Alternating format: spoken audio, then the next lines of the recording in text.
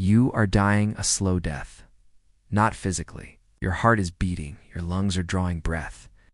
But there is a part of you, the most vital, dangerous, and authentic part, that is being suffocated. Day by day, conversation by conversation, nod by polite nod, you are being strangled by an invisible hand, the hand of they. They think you should be married by now. Think you should have a stable job. Think you are too quiet, too loud, too ambitious, or not ambitious enough. Because you are terrified of the silence that follows their disapproval, you obey, you perform. You twist your spine to fit into boxes they built for you. You have become an actor in a play you did not write, reciting lines you do not believe, for an audience that does not actually care if you live or die. Niccolò Machiavelli, the most misunderstood philosopher in history, knew why you do this. He knew that the human mind is fragile, desperate for validation, and terrified of isolation. But he also knew the cure. Most people think Machiavelli wrote about how to rule a kingdom. He didn't. He wrote about how to rule reality. And the first rule of his philosophy is brutal. If you do not rule yourself, you will be ruled by others. There is no middle ground. There is no democracy in the soul. Either you are the prince of your own mind, or you are a servant in someone else's court. Today, we are going to perform a psychological exorcism. We are going to rip out the need for validation that has been programmed into you since birth. We are going to look at the cold, hard philosophy of Machiavelli, not to manipulate others, but to stop others from manipulating you. I am going to hand you 7 keys, 7 ruthless principles that will turn you from a people pleaser into a sovereign entity. But I must warn you, this knowledge is not comforting, is not self-help, it is self-defense. And once you see the strings that have been controlling you, you will never be able to unsee them. You will lose friends. You will upset family. You will be called cold. You will be called selfish. And for the first time in your life, you won't care. You will finally be free. But to get there, you have to be willing to kill the part of you that begs to be liked. Let's begin with the lie that keeps you enslaved. You have been told that being good means being agreeable, that being a virtuous person means putting others before yourself. You have been taught that the highest moral ground is self-sacrifice. This is a slave morality, and it is designed to keep you weak. Machiavelli wrote, "A man who wishes to make a profession of goodness in everything must necessarily come to grief among so many who are not good." Read that again. If you insist on being nice to everyone, you will be destroyed. Why? Because the world is not nice. People are driven by self-interest, ego, and survival. You think your sacrifice is buying you love? You think that if you burn yourself to keep others warm, they will be grateful? They won't. They will just complain that the fire isn't hot enough. And when you are nothing but ash, they will walk away to find new fuel. This is the harsh reality of human nature that Machiavelli refused to ignore. People are ungrateful, fickle, false, cowardly, and covetous. As long as you succeed, they are yours entirely. They will offer you their blood, property, life, and children, as long as the need is far distant. But when it approaches, they revolt. This isn't cynicism. This is observation. Look at your own life. Look at the times you said yes when you wanted to say no. Did they respect you for it, or did they just expect it again the next time? When you live for others, you're teaching them how to treat you. You're teaching them that your time is cheap, that your boundaries are just suggestions, that your soul is for sale. You are signaling that you're a resource to be harvested, not a person to be respected. The Machiavellian shift begins when you realize that goodness without power is just submission. True virtue requires the strength to say no. It requires the capacity to be disliked. You must learn how not to be good. It doesn't mean you become evil. It doesn't mean you go out and harm people for sport.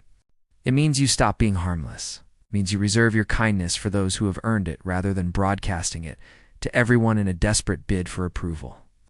A prince doesn't scatter his gold in the streets, hoping the mob will love him. He guards his treasury. Your energy is your gold. Your attention is your currency. Stop throwing it at people who wouldn't bleed for you. Living for yourself starts with a ruthless audit of your benevolence. Who are you serving and why? If the answer is because I don't want them to be mad at me, you are a hostage. Why is this so hard? Why does the thought of disappointing your parents, your partner, or even strangers on the internet make your stomach churn? Because you're addicted to the audience. Biologically, we are wired for tribes.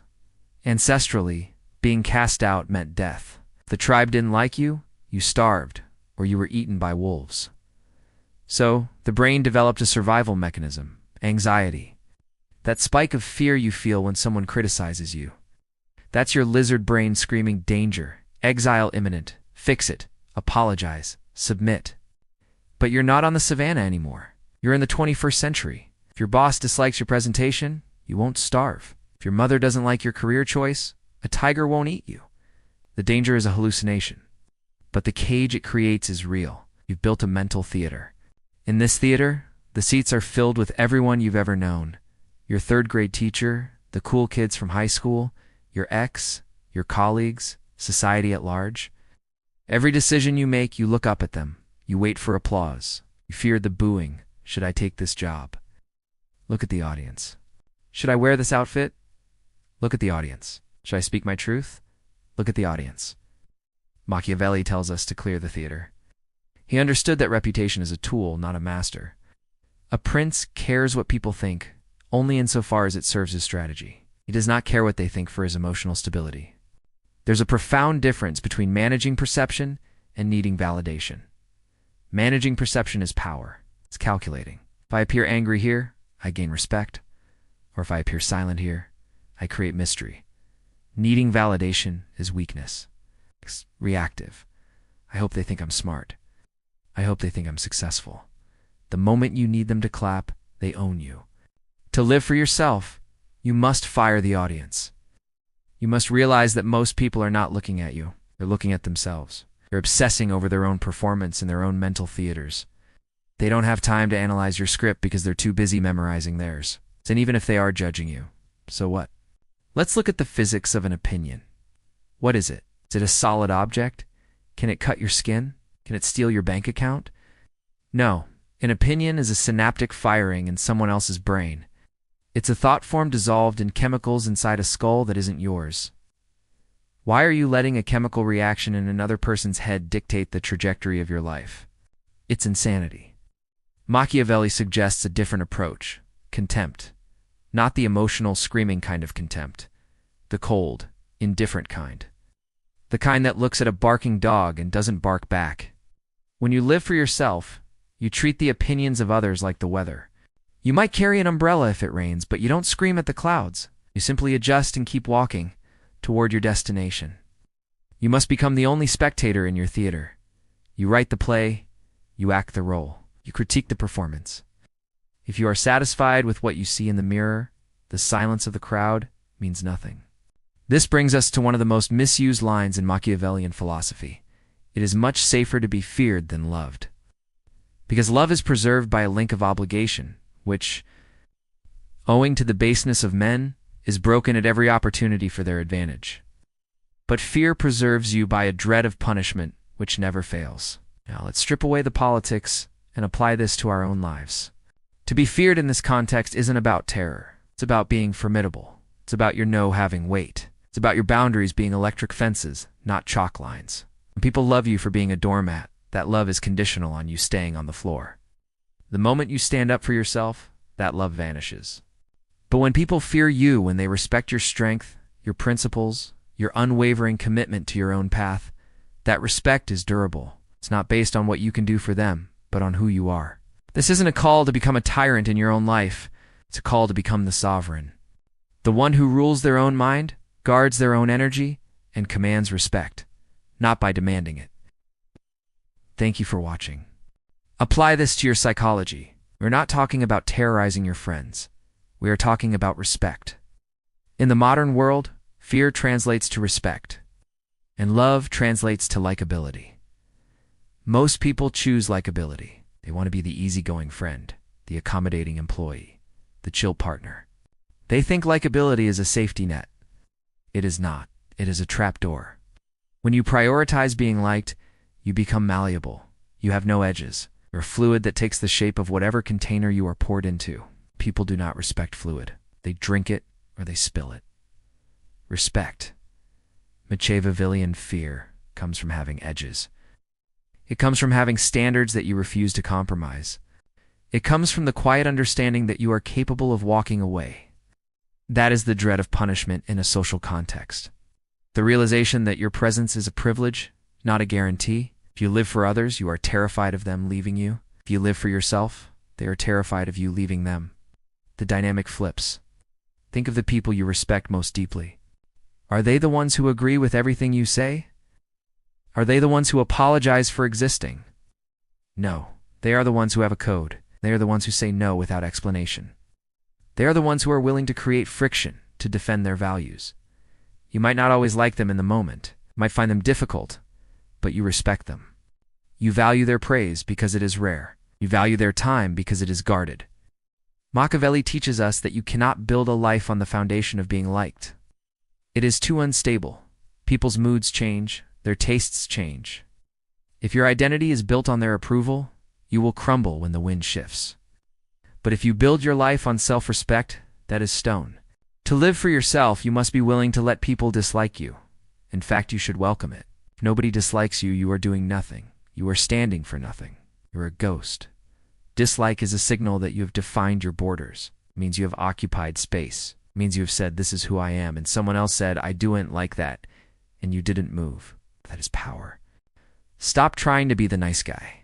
Be the competent man. Be the formidable woman. Be the person who has a mission so compelling that whether people join you or hate you is irrelevant to the outcome. One of the greatest ways we give our power away is through the mouth. We talk, we overshare, we explain. You have a dream? You tell your friends, you have a plan. You post it on social media, you have a problem. You vent to your coworkers, you are leaking energy. Every time you tell someone your plans, you are handing them a veto. You are inviting their doubts into your sanctuary. I'm going to start a business. Oh, really? In this economy? My cousin tried that and lost everything. Boom. Now you are carrying their fear. You were flying and they tied a rock to your ankle, not because they hate you, often because they love you and they are afraid for you. But the result is the same. Machiavelli was a master of silence. Nice. He knew that a prince never reveals his full design until the move is already made. There is no avoiding war. It can only be postponed to the advantage of others. In your life, the war is the struggle to change, to become something new. When you announce your moves, you are giving the enemy, status quo, the doubters, the crabs in the bucket, time to organize against you. Living for yourself requires a level of strategic secrecy. Keep your counsel, build in the dark. There is a psychological phenomenon called social reality. When you tell someone you are going to do something, your brain releases a hit of dopamine. You feel good as if you have already done it. This reduces your motivation to actually do the work. But there is a darker side. When you live for others, you use conversation as a way to seek permission. Explain your life choices because you want them to nod and say, yes, that makes sense. You are looking for a stamp of approval on your passport before you travel. Stop explaining. Explanations are for subordinates. Leaders do not explain, they declare. Or better yet, they act. If you want to quit your job, don't ask for advice from people too scared to quit theirs. If you want to change your body, don't talk about your diet to people who are addicted to comfort. Silence is a shield. It protects your embryonic ideas from the harsh winds of criticism. It creates an aura of mystery.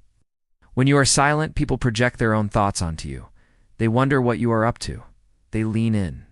But more importantly, silence forces you to rely on your own internal compass. When you can't ask, what do you think? You are forced to ask, what do I think? This is terrifying at first. The silence is loud. You will feel the void where the validation used to be. Sit in that void. That is where you meet yourself. That is where the iron is forged. Machiavelli advises to consult with no one about your decisions unless you have first consulted with yourself. Become a black box. Input goes in information, observation, strategy, but nothing comes out until the result is finished. When you present the world with a finished product, a new career, a new physique, a new life, they cannot argue with it. They can only witness it. Arguments are for plans, or is for results. We have secured the mind. Now we must secure the perimeter. Machiavelli wrote extensively about armies. He warned specifically against mercenaries and auxiliaries, soldiers who fight for money or belong to another ruler. He said they are useless and dangerous. Why? Because they have no loyalty to you. In times of peace, they dissoil you. In times of war, they desert you. Look at your circle. Who are the mercenaries in your life? The ones who are only around when you have something to offer. When you are the one driving, paying, or entertaining, who are the auxiliaries? The ones who belong to another tribe, another mindset, who pull you into their drama and their battles. Living for yourself requires a brutal audit of your alliances. This is the part where most people fail because they are sentimental. They hold on to childhood friends who have grown into toxic adults. They hold on to family members who use guilt as a weapon.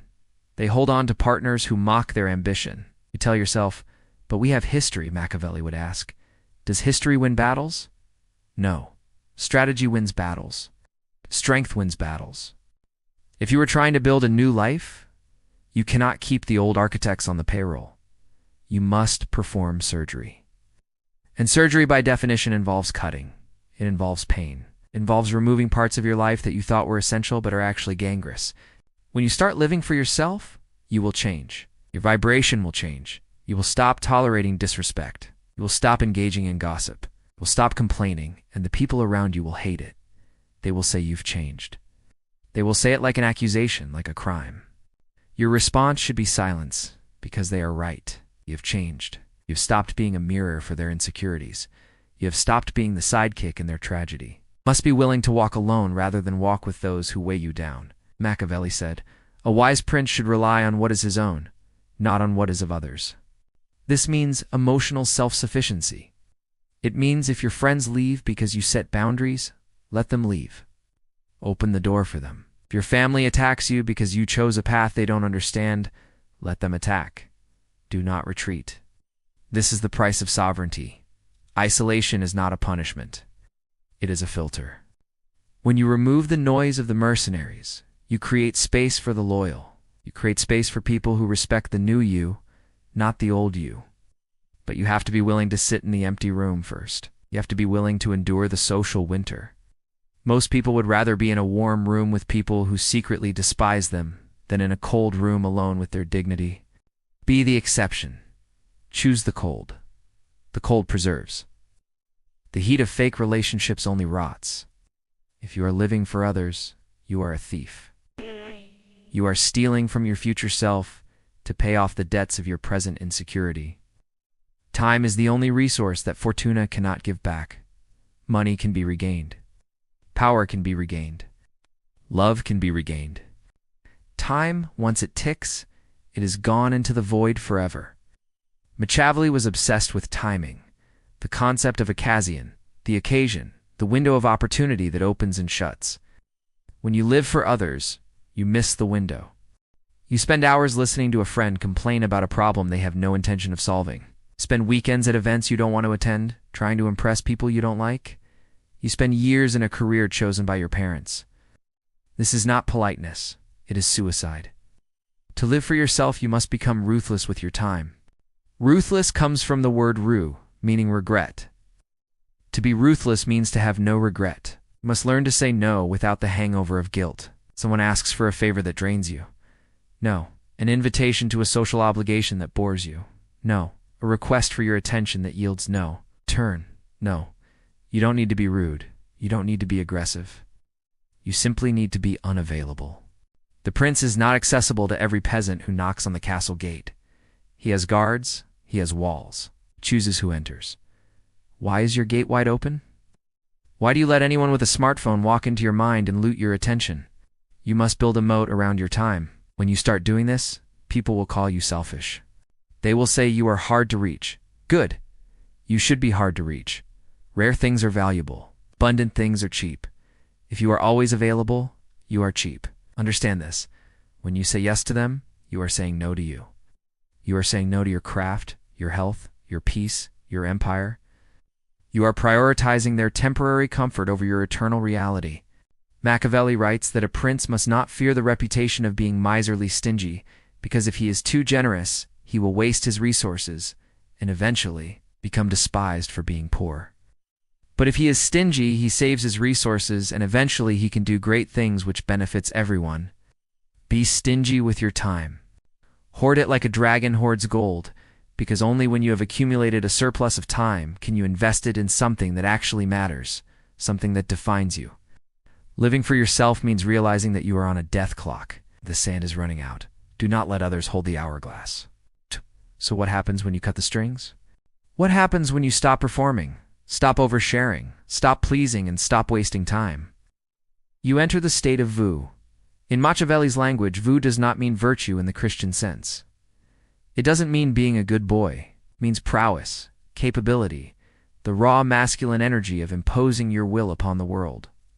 It is the ability to look at the chaos of fortuna and say, I will shape this. When you live for yourself, you reclaim your virtue. You stop being a victim of circumstance. You stop saying, I can't do this because my family won't let me. Or, I can't do this because society expects that. You realize that the only thing stopping you is your own lack of will.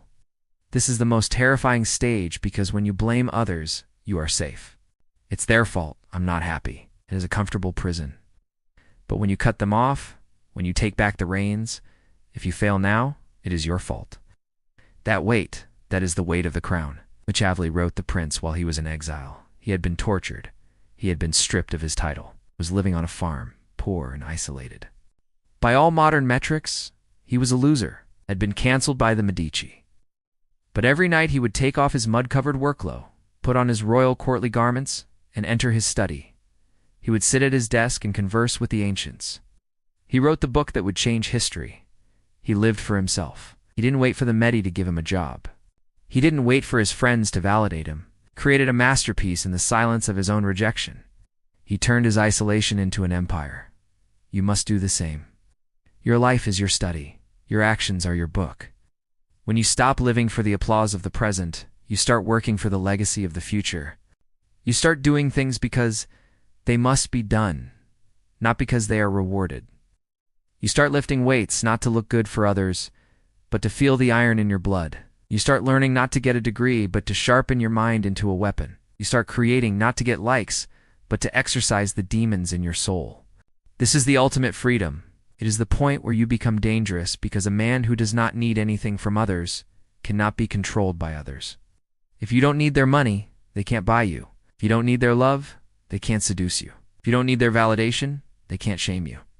You become an outlier, a glitch in the matrix of social conditioning. You become the prince. Ever feel like you're constantly living for others? We're often told that being selfless is the highest virtue. But what if that's not the whole story? What if the most generous thing you could do for the world is to live for yourself? Think about it. When you build your own strength, when you become unshakably you stop being a burden. You replace resentment with truth, dependency with reliability. You become a rock, a lighthouse for others, not because you have to, but because you want to. This isn't about being selfish. It's about being solid. It's about cutting through the noise and expectations to find your authentic core. The world doesn't need more people pleasers. It needs more whole, powerful individuals. So, dare to be for yourself, and in doing so, you offer the world the greatest gift you have, your true, undiluted self. Thanks for watching.